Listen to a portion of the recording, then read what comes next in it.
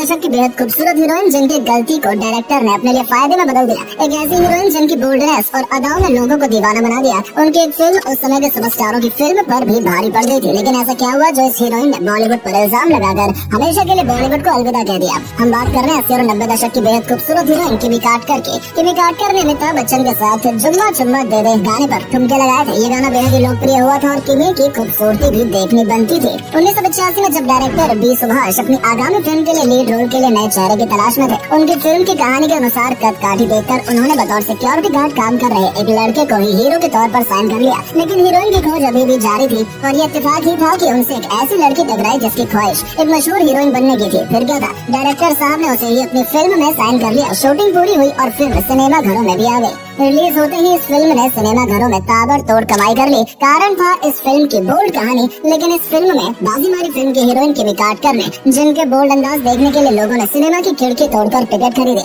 इस फिल्म का नाम था टार्ज़न। हेमंत विजय की बतौर लीड रोल ये पहली फिल्म थी और उन्हीं के साथ देखी किमी कार्टर। 90 के दशक में किमी कार्टर की खूबसूरती के जितने चर्चे होते थे, उतनी ही चर्चे उनके स्क्रीन पर दिए गए हॉट और बोल्ड सीन के भी होते थे। डायरेक्टर, प्रोड्यूसर से लेकर उनके कोई स्टार तक उनके जादू से अपने आप को बचा नहीं पाए थे। 11 दिसंबर 1965 को किमी कार्टर का जन्म मुंबई में हुआ। उनका असली नाम नयनतारा कार्टर है। उनकी मां टीना कार्टर फिल्मों में जूनियर आर्टिस्ट थी और एक कॉस्ट्यूम डिजाइनर भी थी और उनके पिता भी इंडस्ट्री में जूनियर आर्टिस्ट के तौर पर काम करते थे। इस तरह उनका बचपन सिनेमा की गलियों में ही बीता था। अपनी पढ़ाई पूरी करने के बाद 17 साल की उम्र में ही इन्होंने मॉडलिंग करना शुरू कर दिया था। मॉडलिंग करते करते उन्हें 1985 में फिल्म पत्थर एक दिल में एक सपोर्टिंग एक्ट्रेस के तौर पर काम मिला, लेकिन ये फिल्म कुछ खास कमाल नहीं कर पाई और किम गुमनाम चेहरा बनकर रह गए। इसी साल बी सुभाष अपनी फिल्म टार्ज़न पर काम कर रहे थे और उन्हें किसी नई हीरोइन की तलाश थी। वो अपनी स्क्रिप्ट सुनाने अभिनेत्री नीलम के पास गए। स्क्रिप्ट सुनते ही नीलम ने फिल्म को करने से मना कर दिया। उसके बाद सुभाष को किमी कार्टर के बारे में पता चला, जिन्होंने उसी साल हिंदी सिनेमा में कदम रखा था। बी सुभाष ने उन्हें स्क्रिप्ट सुनाई और किमी ने खुशी खुशी इस फिल्म को साइन कर लिया। ये फिल्म रिलीज हुई और इस फिल्म की हीरोइन अपने बोल्ड रफ्तार के कारण रातों रात स्टार बन गई। किमी कार्टर को उस समय के लगभग सभी बड़े कलाकारों के साथ काम करने का मौका भी मिला था।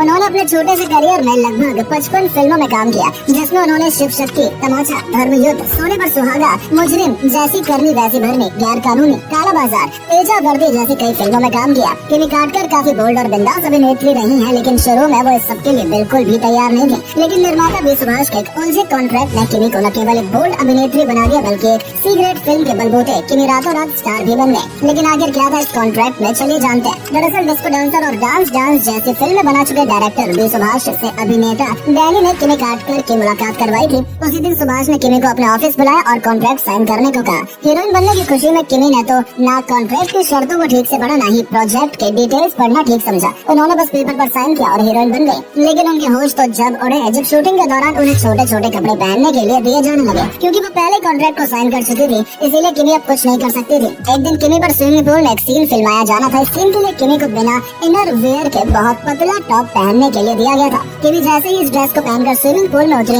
उनका ड्रेस पानी में स्लिप हो गया और किमी बिल्कुल बेपर्दा हो गई। किमी ने इस सीन को तुरंत क्लिक कर लिया और यहीं से हंगामा शुरू हो गया। किमी और उनकी मां चाहती थी कि इस फिल्म से सीन को हटा दिया जाए, इस फिल्म में न रखा जाए, लेकिन डायरेक्टर इस मौके को भुनाने में कोई कसर नहीं छोड़ना चाहते थे। मामला प्रेस में होता हुआ कोर्ट में जा पहुंचा। बी सुभाष ने कोर्ट को किमी का साइन किया हुआ कॉन्ट्रैक्ट दिखा दिया। इससे पहले कोर्ट अपना कोई निर्णय सुनाते बी सुभाष ने अपनी फिल्म पूरी करके रिलीज कर दी।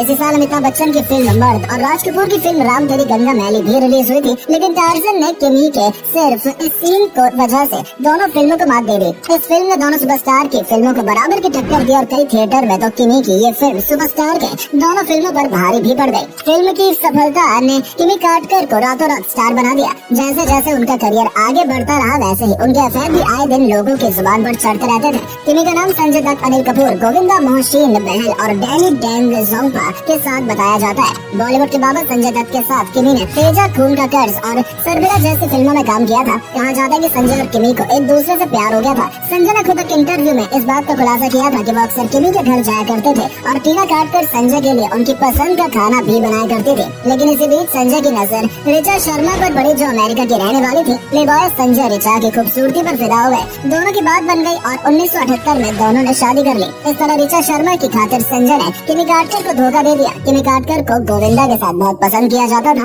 उन्होंने गोविंदा के साथ मेरा लहू जैसी करनी वैसी भरनी फिल्मों में काम किया था।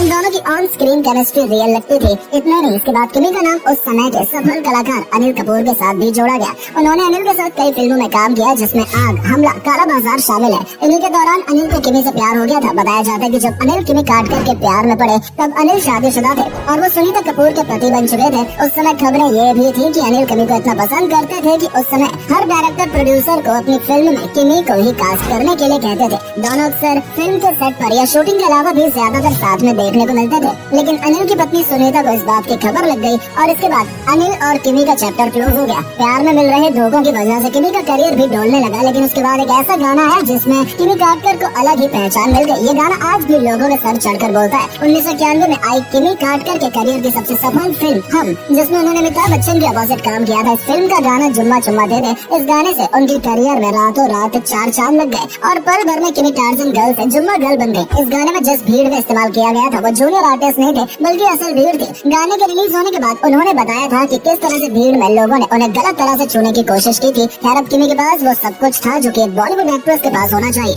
लेकिन अब वो सोच समझकर फिल्म साइन करने लगी थी।